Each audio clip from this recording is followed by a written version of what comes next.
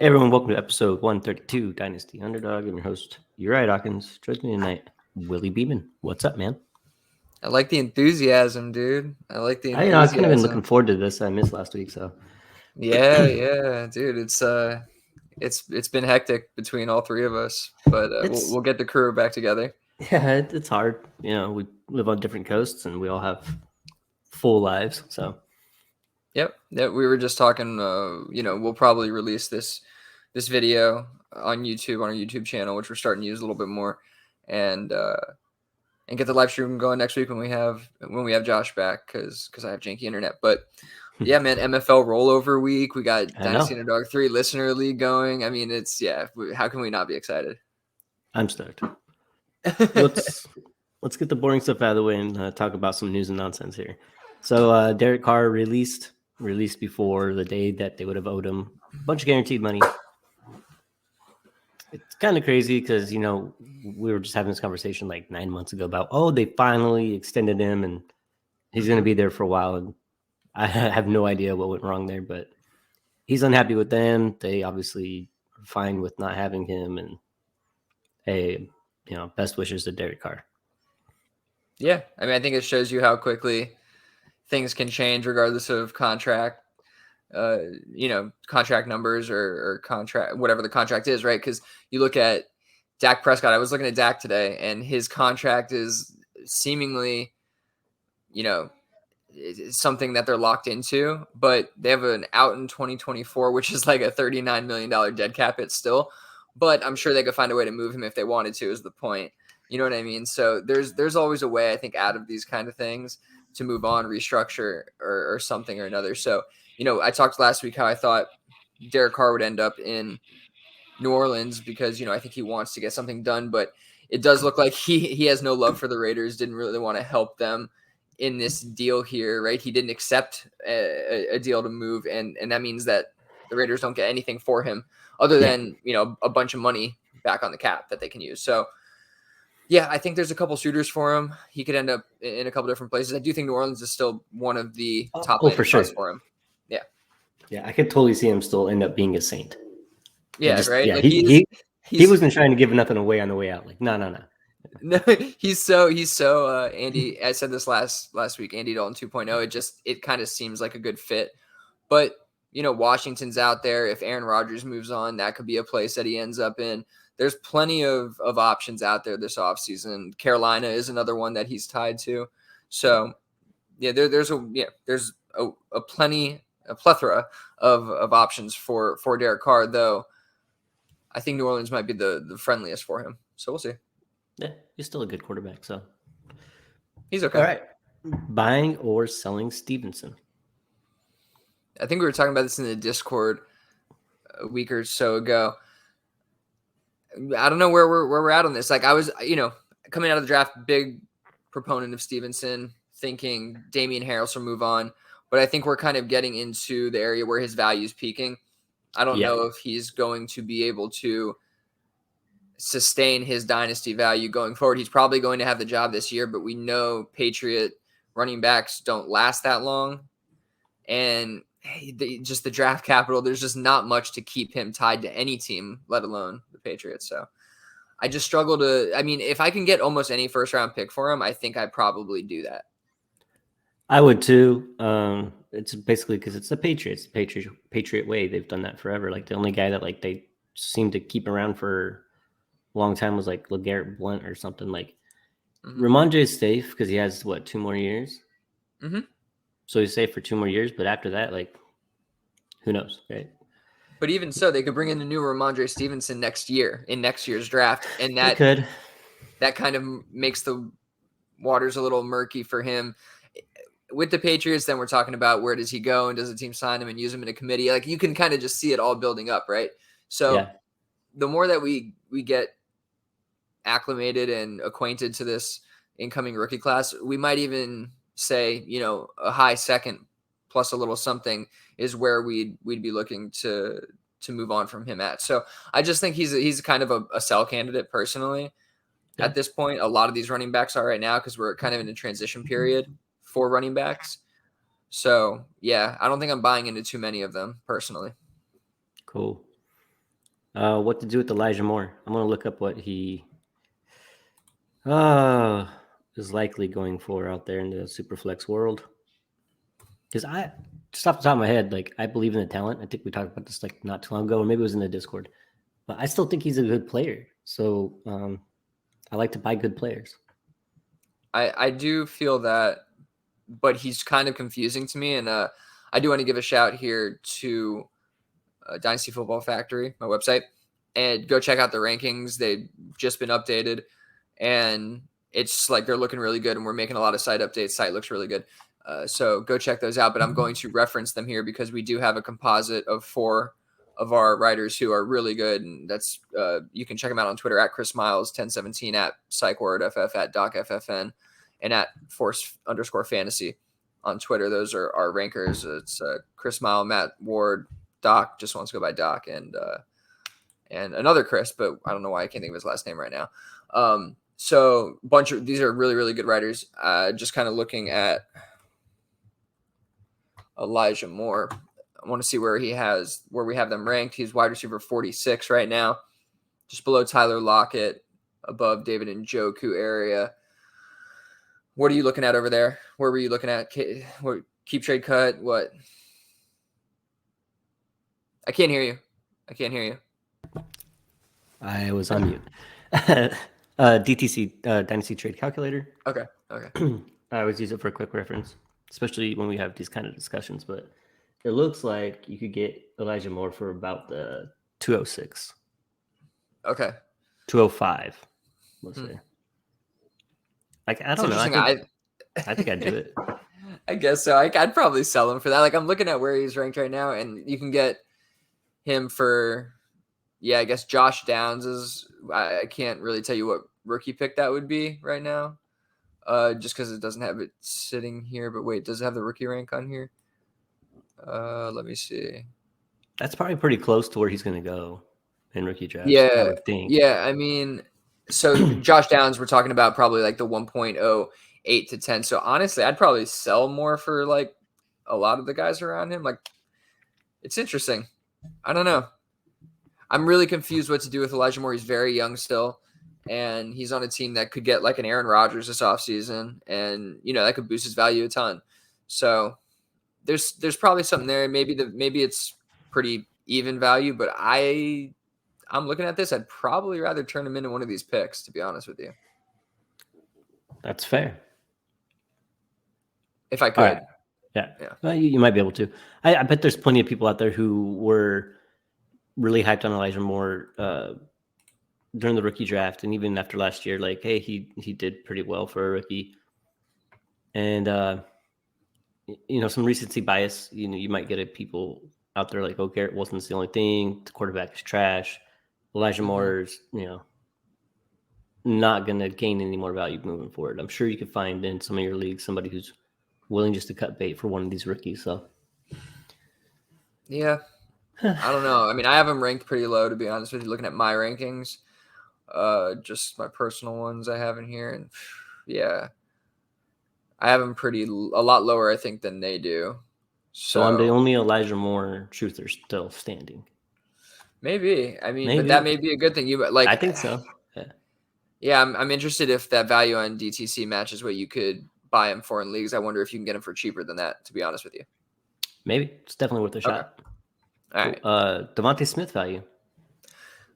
I mean, this guy just had an amazing playoff run, right? Sure and just an amazing season. He had numbers comparable to AJ Brown. I think they had similar touchdowns, 5 to 7 or so. I think he had more than AJ Brown and similar yardage there. I don't have it in front of me, but I think a lot of people are super, super high on him, and I think it might be time to move on if you have him. Like I was listening to people talk about Mark Andrews for Devonta Smith, and that's just absurd in my opinion. Like easily Mark Andrews. So if that's even in the realm of possibility, and Devonta Smith is approaching top 12 wide receiver area, which I think that's kind of what it is, then I think I'm out, and I think I'd like to move on from that. But he could keep improving. Maybe. I don't know. How do you feel about it? Well, I mean, it seems like he's kind of, and after the season that they both went over 1,000 yards really, really well. Like he's still like wide receiver 2 on that team. And I don't see him having a better season than he just had as long as AJ Brown's there. You know what I mean? Like that's got to be like career best, right? I So think I'm some kind of people with think you. he can improve. I don't think there's enough room for him to improve. I mean, targets are what they are, right? Yeah, it's And not like he's not. Hurts is going to pass the ball more.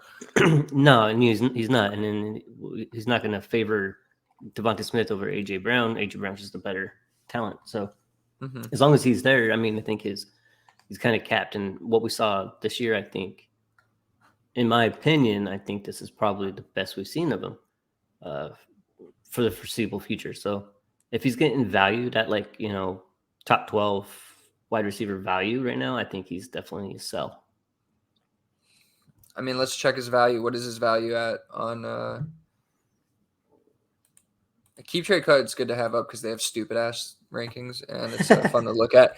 Well, no, I think personally, I think it's fun to look at because you can kind of pick out market inefficiencies from it, like where people are way too high on players, or where this data source is a little too high on players. But let's see their rankings right now, real quick. Hop in here and see where he's at. DTC has him as the equivalent of the 106. The equivalent of the 106. Yeah. It's pretty on point, I guess. Let's see. It's pretty close. How do you spell his name? Oh, D-A-V. DEVONTA.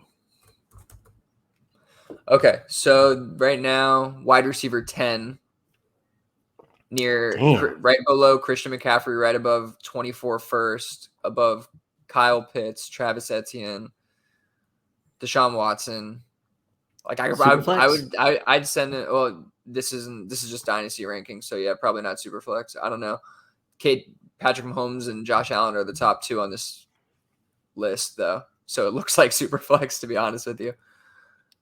Yeah, if he's getting valued like that, I think it's might as well cash out. See what you can get, right? Cash out, see what you can get right now.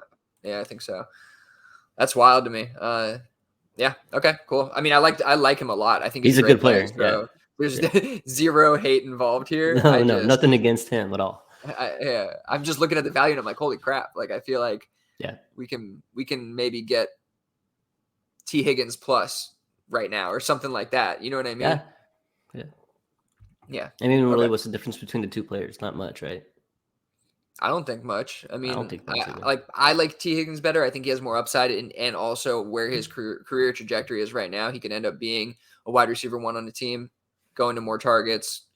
Probably not a better team, but it just could get better situationally for him. So I'd lean his direction, and if I could get him 4+, with plus, I mean, I'd probably entertain those ideas. Yeah. All right, another one. I think this came up in the Discord was: do we want to sell Montgomery now or later?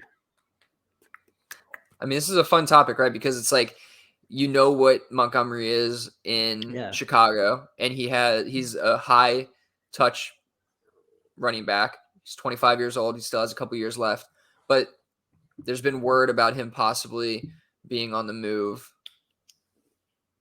being released, being traded, whatever it is, moving on from him, because I think he's due for a contract, right? Is he a free agent this year?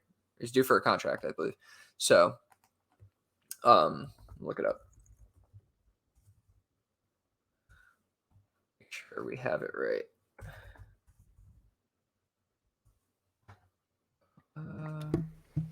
I think it's fair. I mean, while you looked that up, like, I think his role there in Chicago is like, from the outside looking in, it looks like everyone's just kind of happy with the way things are. And I know we talked about, free agent running backs and how many have been getting long-term contracts, but then, last year we saw, Dalvin Cook recently, we saw Derrick Henry recently, Christian McCaffrey getting extended. Is Monty one of those guys? No, not quite. But I could just see him resigning with the team. I don't I don't. Yeah, I would be shocked if it was any other way, to be honest. But yeah, I actually wanted to look. I wouldn't be trying to sell him. Was what I'm saying. If I have him on my team, I think I'm just happy to have him, and I think maybe the NFL team is also, but maybe I'm just out of touch with the Chicago Bears and that organization. You can't really trust anything they do, but yeah, I mean, I don't think I'm trying to sell him or buy him. I just, I'd be content just having him if I have him. Okay, yeah, I mean, I think we saw at the end of the year he was really able to kind of help playoff teams, fantasy playoff teams, right? I mean, I'm just looking at from week 11 on right now. 86 attempts, 367 rushing yards, 3 touchdowns. He had 19 receptions on 23 targets over that span, 166 yards and a touchdown, right? So he was doing it both in the rushing and receiving game. You could see what he can do as a workhorse back. And I don't know. Like, when would I be selling him? Probably now, because that's the idea that I think people have of him, right? If you're going to sell him, I don't even know if his value is like perpetually low for some reason, and I don't quite understand why. So, look, if you and can Josh Jacobs, right, yeah, people hate him. Yeah, exactly, yeah. Go honestly, he's another one who I was looking at the rankings. I'm like, wow, he might be a buy as well. But yeah, Monty, I don't know. I'd almost think of waiting. I mean, if I have him, yeah, sell now if you want to. I'd probably hold. But if I don't have him, might wait a little bit and try to buy him because I think he's going to be low value all the time. And he's a guy who, if you're, an extra piece away, like a flex or a running back 2 away, like he's a perfect guy to fill that role, I think. I agree. Short term for cheap. Cool. This next one's fun. Christian Watson or George Pickens? Can I say neither? I prefer George Pickens. He just looks like that. He just looks like an absolute dog out there. The way he plays, so physical, catches everything. His quarterback should improve. His quarterback did improve this year. He got better as time went on. We got to give Kenny Pickett his props for that. Christian Watson, I mean, if Aaron Rodgers is coming back to Green Bay, maybe I changed my mind there. But I haven't changed my stance on Christian Watson. I was wrong on him for his production that he had this year, but I still don't think he's a 1,200-yard receiver or anything like that. I just don't believe in the talent still. And I might be wrong, but I just don't. Okay. Yeah, I mean, I think George Pickens is just in a better situation. So, and I think their talent is comparable, and he has more skills as a traditional wide receiver. Watson more of a game breaker, but what the hell is his QB situation like? So, yeah, I'd probably lean Pickens as well. I'm trying to see right now. George Pickens, wide receiver 24 on here. Wide receiver 22 for Christian Watson. So you could probably sell Christian Watson for Pickens. Plus, there's probably opportunity there. Yeah. I think they're both fairly ranked there. 22 and 24 seems fine. Yeah. Yeah, it seems fine to me. Again, I'm kind of with you. I don't love either one. I'm personally on like this. I don't have any Watson. I'm trying to sell Pickens. Yeah. And Okay. I think I've heard kind of people talk about these guys in a similar tier, but it's not. I don't know if I'd want to move to one and get plus on the other. I think I'd rather explore their options around kind of where they're at, I guess. Cool. Okay. All right. Next one. Like, this is also. Sorry. Right next to Traylon Burks, Christian Watson, Brandon Ayuk or Christian Watson. Ayuk. Yeah, so DJ Moore, Christian Watson. Like, give me DJ Moore. Like, every day of the week. And he's wide receiver 25 to Watson's 22, and he's under George Pickens. So that's something I would look to do. Go get DJ Moore for one of these guys, maybe, because DJ Moore is still 25 years old. All he needs is that one just QB to get right, and he's good to go. And he's still got like 4 or 5 years left in him. Dude, So he was balling out. I mean, comparatively with fucking Sam Darnold, yeah, it's like everything changed. No, everything got right with Sam he's Darnold. such a good receiver. He just needs, It's ridiculous. average quarterback play. That's all he needs. And maybe offensive coordinator, head coach. They haven't been able to figure anything out there for seems like years. So poor guy. We need him to be traded. Yeah, we do. Come to the Cowboys. Oh, yeah, I like that. All right, this next one is also a Discord question, which is pretty cool. Who is the running back handcuff at the Jets? Is it Carter or Knight? And I saw your response, and I think I totally agree with you. I think Knight took that job. Yeah, like I think we watched him take the job from Carter. I mean, he almost in fantasy folks' eyes, he probably took the job from Breece Hall. But but I think that he's going to be a really good backup to Breece Hall going into next year. And listen, again, going back to like if they get Aaron Rodgers, or even if they get Derek Carr over there, if they get somebody who's competent enough, it could all kind of get right for all of these players, And I think Knight's a good just bye-week fill-in flex guy to have, injury backup dude. Again, Breece Hall goes down, and Knight proven already he can handle the load. So right away, and that Jets team is not the Jets team of like 8 years ago or whatever. Like, it's pretty good. It's on the brink. It's kind of like the Lions. Like, they're just almost there. Like, this is the teams that I feel like we want to invest in because the pieces are kind of cheap. I mean, Garrett Wilson's not cheap, but all it takes is just a competent quarterback again over there at the Jets, and I think that things change, especially for a guy like Elijah Moore and all of them involved. Yeah, and I think it's likely that they carry all three: Breece Hall, Knight, and Carter. Sure. I just think it goes in that order, and I just rather have Knight as the guy. I think he is the handcuff to own, putting it that way. All right, last one. Why are folks so high on Kyler? So this is interesting. I don't think we are, and this is a good lead into the DU3 draft. We can talk about this in there as well. But I was kind of chatting it up in the DFF thread about our draft and just trying to kind of talk through my picks, and they were like Kyler. Yeah, cheat. Right. No, well, it's funny. I don't always agree with them, but they're like Kyler. And I'm like, first of all, I already got my quarterback, like not my quarterback. Obviously we're super flex, so I could go another quarterback. And I think Watson would have been a good option as well. But Kyler, I don't understand why we're this high on him. Like, I think he's ranked like 8th by one of our rankers. Let me actually look at that. He is ranked.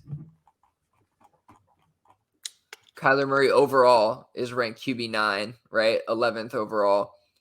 And yeah, 8th by one of our rankers, 10th, 11th, and 13th. So I just like he has this significant injury, which obviously he can come back from, but it's going to impact his rushing ability short term, maybe long term. Maybe he becomes less of a rushing quarterback, more of a pocket passer. When he's been a pocket passer or when he's been a passer, he hasn't been the best. So yeah, he has the game breaking upside, obviously, but that's been limited. And if I want to try to compete, is he really a piece I want to grab and wait on? Like, we already heard that he's going to be, recovering into the season, most likely. Yeah, there's just a lot there. Like, there's just sorry, I'm sorry to jump on you. There's just a lot there that is super concerning, and we're willing to take him over the 101, over Deshaun Watson fully guaranteed in Cleveland, over AJ Brown, CeeDee Lamb. Like, we're Mark Andrews, like in tight end premium. We're good. I'm taking him over all those non-quarterbacks. Yeah. Okay. Maybe Deshaun Watson, but I mean, they have him over Dak too. Okay, it's the rushing upside. I think something interesting. I was just pulling it up there just to see his weekly finishes. He missed 7 games. So what is it? Out of 10 games, he was QB 10 or better 1, 2, 3, 4, 5, 6, 7 times last year. That's pretty good production.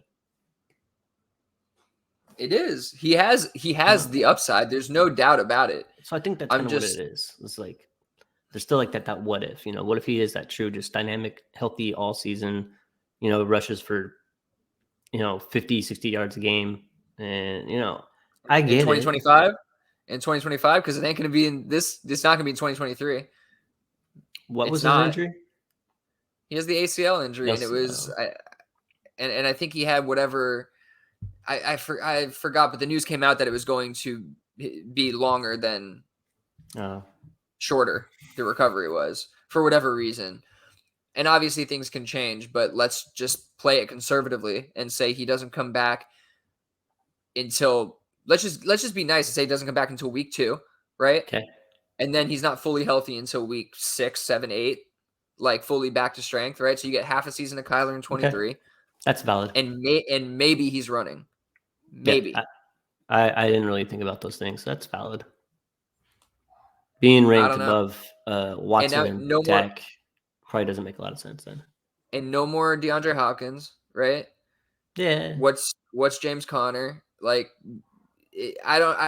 what is this team anymore? The coaching change, everything. I'm out. Like, I'm not like, I mean, there's a level that I'm totally in on, but even in console wars, at the end of the season, when he got injured, I was, fighting for playoffs, and someone sent me, I think, Dak and Jordan Love for Kyler Murray.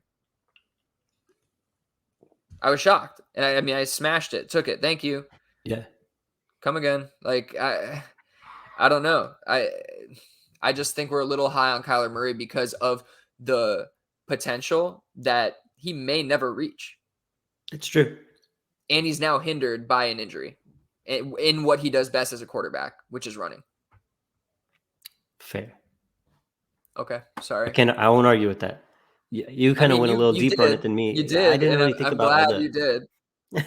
You changed my mind. Like, I still think he's really good. Like, I just maybe I don't think he's overvalued by a ton or anything. Let's put it that way. Okay, you're wrong, but that's cool. No, okay. I'm wrong a lot. I'm totally joking. I just think we're a little high on him, and I think there's opportunity to sell him. I don't think you need to draft him that high. I think there's other like where he's going right now is around the 112 spot, the 201, and I think and Watson will likely be there. I think Dak will be there almost every time. So I think that you don't really need to go that direction, but he is falling into the second. At that point, I guess he might be a value. Cool. Let's talk about the DU3 startup. So Dynasty, Underdog, Listener League, number 3. Man, well, I didn't know if we'd ever have more than one, so this is kind of cool. But we just got underway. We started this morning, so just kind of want to go through the picks for fun for listeners because they're involved, and for people not involved, just see how it goes. So there's some interesting picks, in my opinion. All right, we'll start out 101 and startup, Superflex, tight end premium, start 10, flex, whatever you want, basically. First pick, Josh Allen. Not much to say there. I agree with that. Second pick, yep, Justin Jefferson. Any thoughts on that? Yeah, a little surprising in a super flex league, but I mean he's going to go in the first round. Yeah, I couldn't personally pass up Patrick Mahomes or Jalen Hurts there. So I mean I'd probably go Mahomes.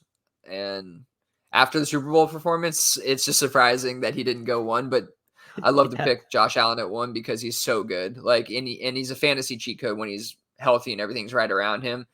And you're hoping, look, he's 26 years old. He's so young. You're hoping that he gets motivated from this past season and just absolutely annihilates the league over the next couple of years.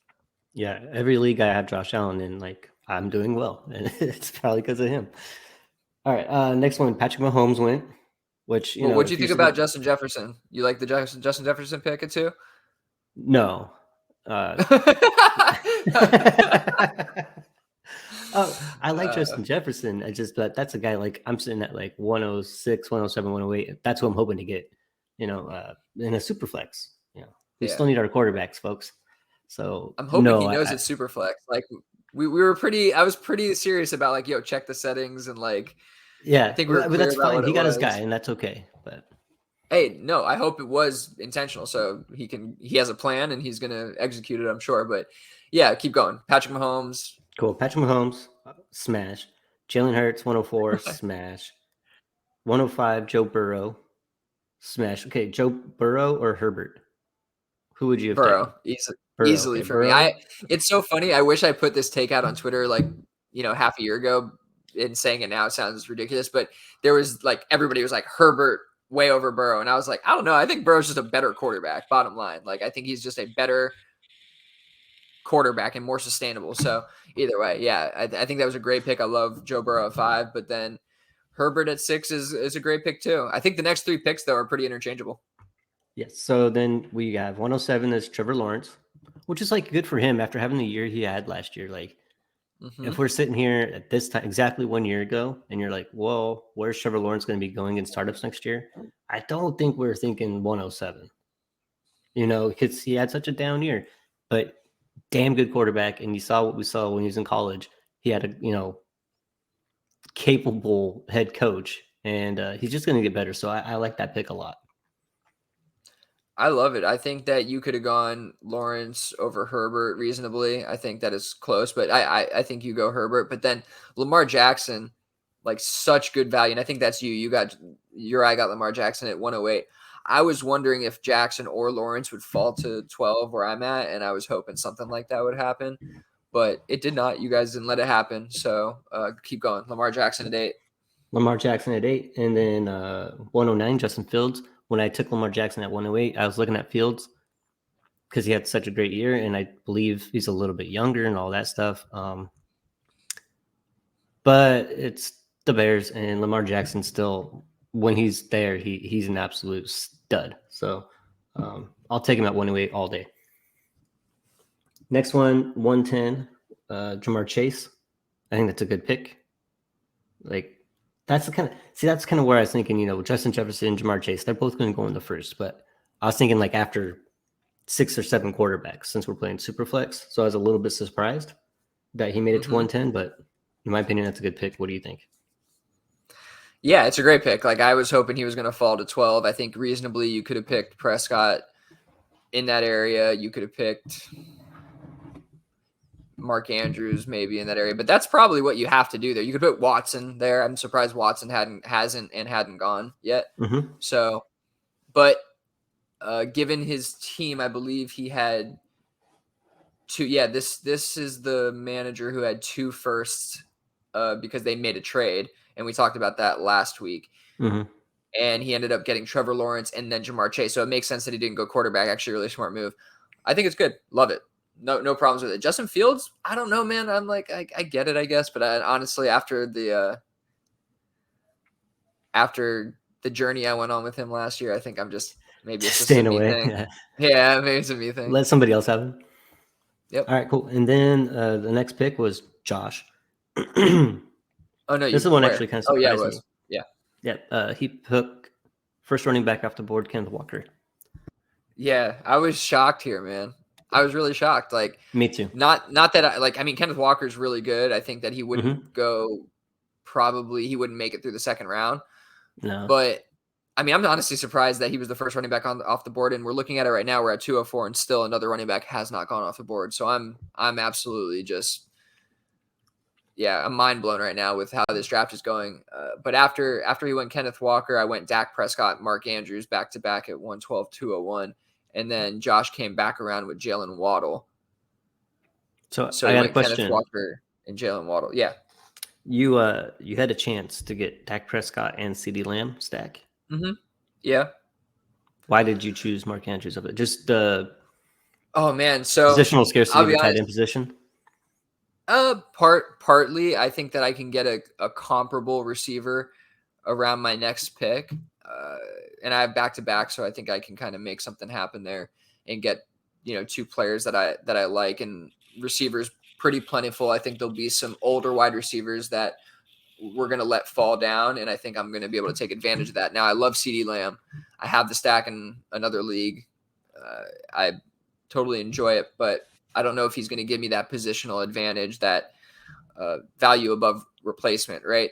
So yeah, again, I went Mark Andrews because we're playing tight end premium, and I think again he's Travis Kelce's great. I think maybe after this year he starts to decline, but it's totally possible he doesn't. I'm just kind of making that bet and going with the younger version, who I think has top tight end one upside, right? So I was really wavering on that pick though. Dak Prescott, I felt like I had to do it. I think he has top 5 upside. He's proven that, and another year off the injury, I'm really excited about it. But I was like, do I go Watson here and just go Watson Prescott and kind of figure it out with tight end later? But Yeah. at the end of the day, I think I can make something happen with QB down the road with the way the draft's going. So I'm just making that kind of bet that I can have something fall to me I'm comfortable with at the other positions. Cool. All right, and to get us up to date, yeah, Josh, again, he went Jalen Waddle. Great pick. Next pick was CD Lamb at the 203. Mm-hmm. No qualms there. And then the next tight end off the board at the 204, not Travis Kelce, but Kyle Pitts. Still holding on to that value. Man, I am. Hey, but I saw him go to 101 last year, so. I know. That's ridiculous. I'm shocked though, man. Like Travis Kelce letting the man fall. I think somebody's going to get a ton of value here, but Kyle Pitts, I guess you just got to have that belief that they get the QB situation fixed, and that with coaching change, he's gonna get right. But I don't know. I just couldn't do it. I couldn't do it. I still couldn't do it, man. I really couldn't. I think there's a lot of value on the board. I'm surprised Josh is fading QB here.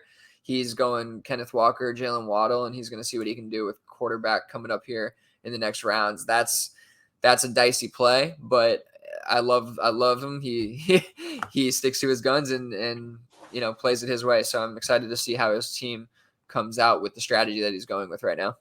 Yeah, he's a good player. He knows what he's doing. Oh yeah. Oh, he knows. It's just different than I would build it. So I'm always interested to see what he's going to do. But cool. You're on the clock actually. What are you? I'm on the clock. Yeah, I don't know what I'm gonna do yet. I see Kelce sitting there, so that's not the plans. But is your eye gonna make a pick on live on the pod? That's gonna happen. I might. We can keep talking, but trying to focus on the pod here. The task at hand. Yeah. Okay. But yeah, I'm thinking about it now though. So I was really kind of hoping either Waddle or Lamb fell to me. So, but we'll see. That's tough. I think there's a ton of good players on the board. Grab another quarterback. I don't know. We'll see. So let's talk about this Super Bowl hangovers and happy endings. I kind of like this. I didn't realize how shaky it sounded until I wrote it down. Why is Deshaun Watson here? Oh yes, well done. Oh, boy in hell. Okay, so hangover. You have Miles Sanders and Juju and CEH. Yes. So just talking about some guys who I think lose a ton of value and gain a ton of value. It's the last game of the season that you see. So I think a lot of what happens in these games resonates with dynasty managers and does mean a lot, right? So I think Miles Sanders, we barely saw him get touches in the final few games of the playoffs, right? Is really shocking. And you thought in the Super Bowl, they'd try to take advantage of that against the Chiefs. And what did we see? A lot more Gainwell. Right. It was almost maybe a more even split in the Super Bowl. The game before that, Gainwell took over, but Gainwell absolutely looked like the better running back. So I think as far as happy endings, I mean, Gainwell is going to be on that side of things, but Miles Sanders, man, he's got to take, I think, the biggest hit of any dynasty player this offseason. Yeah. He's a free agent too, right? So yeah, he's one of those players that I'm definitely afraid to be holding on to right now. Anything could happen. It looks like his job is slipping away from him. They have Gainwell under contract for 2 more years. Sanders, I hate to say it, he's just not. There's nothing special about him at all. He's a running back. He's a running back. He's super replaceable. The best thing that you could hope for if you're going to keep him and can't get rid of him is that he re-signs with the Eagles and just stays there somewhere familiar. I don't think that he goes on to very many teams and is just like this dynamic, top 15 running back. So, yeah. No, absolutely not. Not that. Yeah, I don't even know what you can get for him to sell him right now. I don't know. I'd probably take a second though. almost any second. I think I sold him for something like that, second plus a year ago or midseason this past season. So if you can still get something like that done, it's probably worth it. Yeah, it's a tough situation. But the second one on hangovers, Juju Smith-Schuster, I didn't think he had such a great game in the Super Bowl. Definitely didn't have a very good playoff run. But, on that 1 year deal, you're mute again. He won the game for him. Yeah, okay. I mean, oh God, I don't even want to get into that whole thing. She's like the ticky-tackiest call of the whole playoffs comes in the final moments of the Super Bowl when you could have just let him play and the Chiefs would have won it and we wouldn't have felt this way. But no, you gotta call it, like, Jesus Christ. But yeah, I mean, he didn't have a great game production wise. And I mean, you can say that he came through it at times this season when they needed him, but I think down the stretch, for the most part, he wasn't really there, wasn't involved as much, still saw some injury concerns. And I just think that they're gonna try to find a different way to help Patrick Mahomes in the receiver room than pay Juju another $5 to $10 million to come back and do not enough. So yeah, I think we're going to see them move on and stick with the young guys and grab somebody else from free agency. Absolutely. CEH. I mean, he's just going to write out his contract there, right? And then that's it. I guess so, but the fact that he was like essentially he came off IR, he was essentially a healthy scratch in these games, and especially in the Super Bowl is super concerning. Like, I guess you got to hold him, but holy crap, man, what a fall from grace for him, and just lead into the happy endings. And I think the rest of them really come from the Chiefs side of it.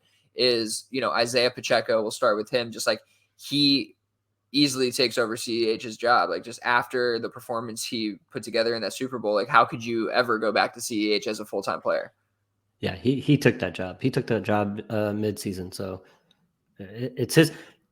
Got to be careful. Again, 7th round draft pick. But the Chiefs organization is a pretty smart one. I don't see them like really going out there to try and find a replacement. But the running back class is kind of deep, so they might be able to find a guy that could compete with him. Somebody that they can find in the 3rd or 4th round. So something to keep in mind is that draft capital still does matter. But in CEH and Pacheco's case right now, it doesn't matter. It's Pacheco's job. Yeah, and I love that you said that because I totally agree. There is a more than likely chance they bring another capable back in. But, I mean, Pacheco's a good player. I would sell Pacheco. He's going to be valuable at some level, and he'll probably be pseudo lead running back next year. But like Uriah said, it's very possible they fall into another player there that can produce and take some touches away. So, but definitely a win right now for Pacheco. I would sell him off of this game. Last two I want to talk about are the receivers, Sky Moore and Kadarius Toney. I guess let's talk really quick. I'll ask you, which one would you rather have in Dynasty? And do you think both can be successful? I think both could be successful, but I still, what I'm going to say. It's Sky Moore. I just think he's just extremely talented wide receiver. I think Toney is capable of doing different things than Sky Moore is, but Sky Moore, given a chance, it's a rookie. Some of y'all drafted him with the 107 last year in your rookie startups, and you probably shouldn't have, because I don't think he was, that safe of a bet for early production. But he had a decent, decent rookie season. A little bit disappointing, but to see them purposefully use him in the Super Bowl and one of the biggest, stages out there, one of the biggest plays out there, they definitely have faith that Sky Moore could be a dude. And I agree with that. Toney is another guy that, they just put him in a place to be successful. I like both these guys, and I see them both having a future on the Chiefs for the next, 4 years, 5 years, something like that. So I would be interested in getting both of them, to be honest.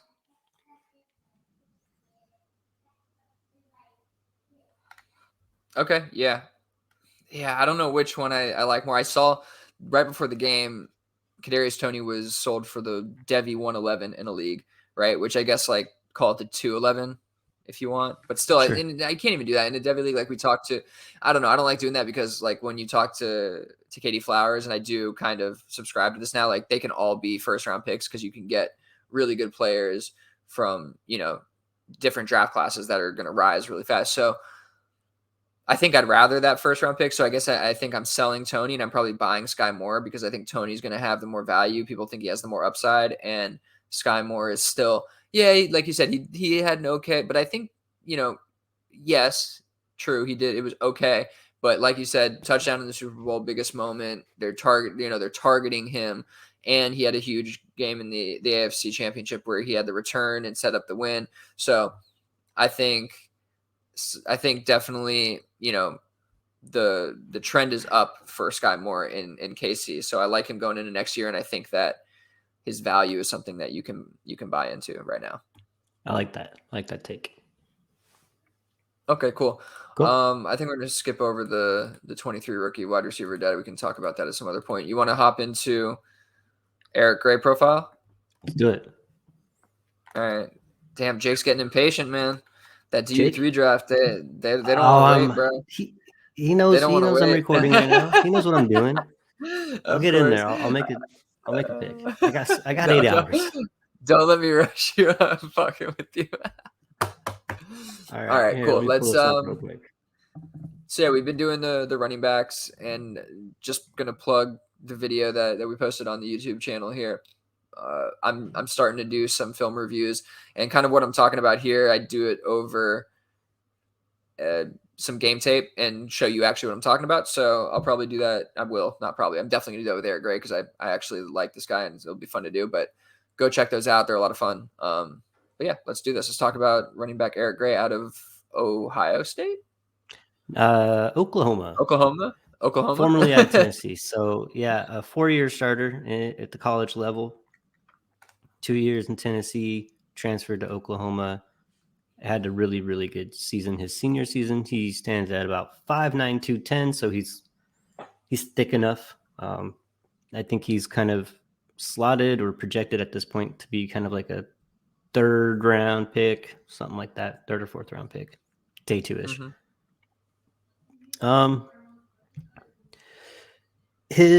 Let's see, what do I want to say about him? He looks good catching the ball. He had like 20 receptions almost every year there in college. His production is age-adjusted production is not the greatest because he's kind of old. I think he's like 24 years old right now. 22 years old. How old is? I don't want to date him too bad, but he's an older player. He's 23.2 right now. So his age-adjusted metrics aren't the best. One of the things I found kind of on the sheets here was like his elusiveness or evaded tackles, missed tackles, which the highlights and film that I saw from him, it looked like he was breaking tackles, but over the course of his career, he just hasn't really done that. And that's something that I've been looking at more with running backs. Like I have really good metrics, I think, to kind of help predict wide receiver success. Just putting it out there, but getting into the running backs, I'm not quite as good here for all of y'all. But when you look at, I think sorry to cut you off real quick. I think one that I do want to start looking at is I know that Peter Howard's yards per team rush attempt is actually has some good testing with it, for predictability. So I think that's a good metric to look at. Maybe that we want to add into the equation. So if you do look at yard per team rush attempt out of the group here, he ranks 8th out of the class. You have guys at the top of the list like Deuce Vaughn, Jahmyr Gibbs, Evan Hull, Bijan Robinson. Obviously, Bijan pops on pretty much all of these. I will say that on the sheets, there's nothing that stands out to me to put him really above anybody else at any really given metric. He just is probably going to be a decent role player in the NFL. He's a guy that just from watching him, I was way more excited to see what I saw. Just to be honest, it was highlights, but on the sheets, he doesn't really compare to any of the top tier guys. He's definitely right there in the middle.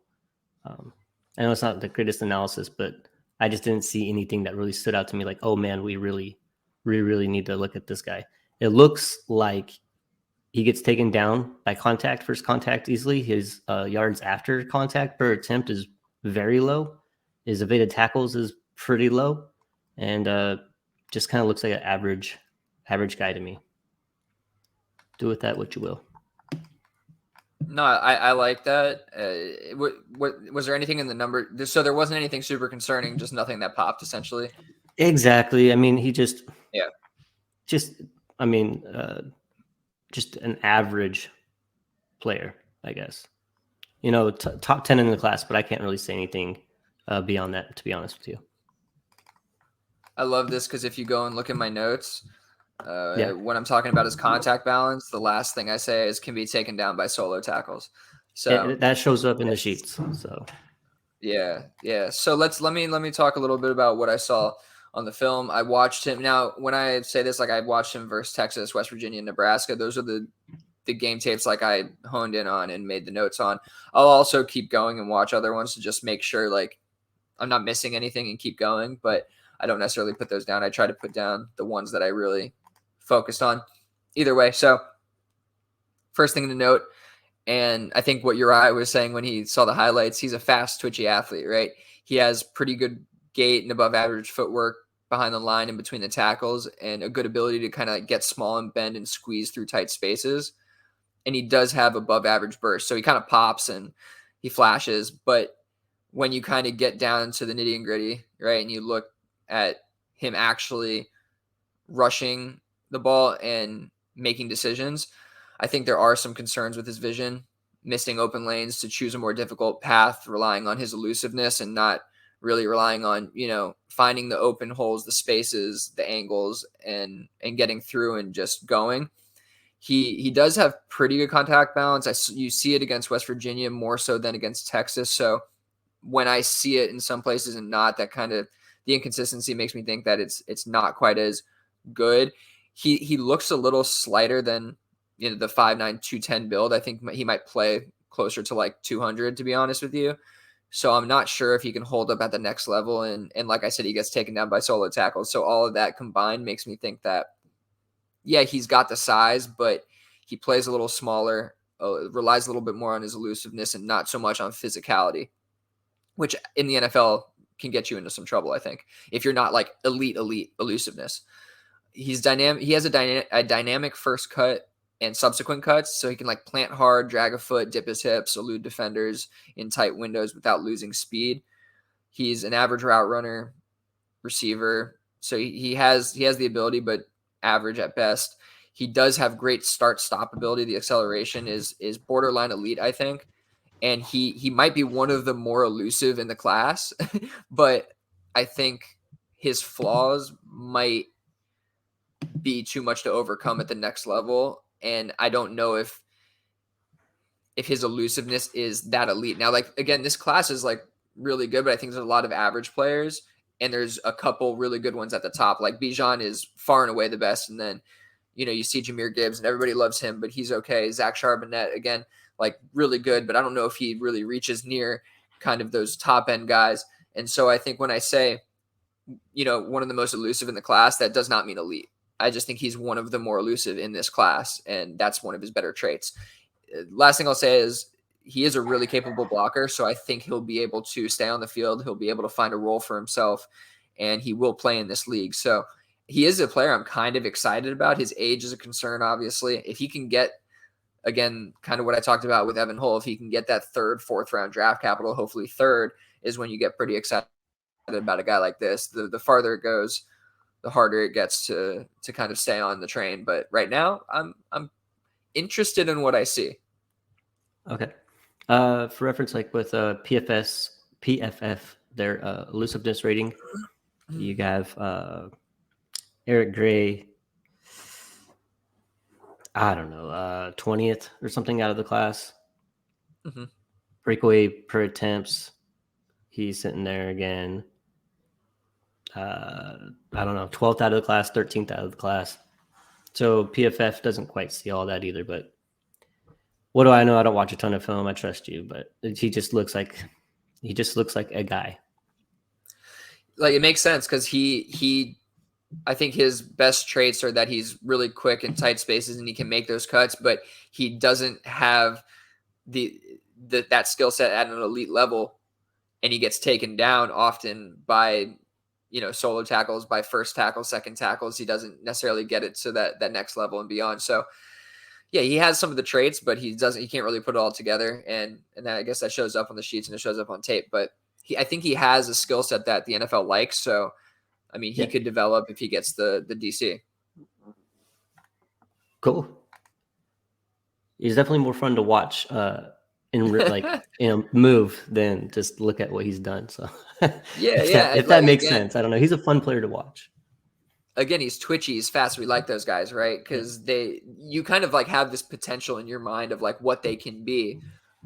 If you do that all the time, dude, if you did that, if you saw, the defenders in every spot and you made those moves at the right time, you'd be amazing. But it doesn't always work out like that because often they're making the moves without a plan, and the best obviously are the ones who have the foresight, that vision, and can make the move like a CMC, like a Jonathan Taylor. It's a move with intent, not a move because that's what you're good at, right? That's your skill set. So cool, man. Good job.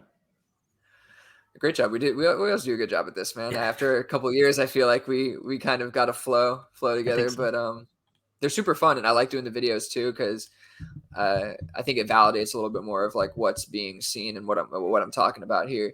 So yeah, it's a lot of fun, and we'll do another one next week. Cool. Anything else you want to talk about? We don't have too many trades, right? No, I don't think we have any trades this week, man. That's been pretty quiet in all my leagues, but it has been. I've been trying to make some moves. DU2, wake up, wake up, wake up, do something. Like poking you with a stick. Something. Oh man! All right, you need to make a pick here, dude. Like you've been holding up way too long. You want me to make a pick live or what?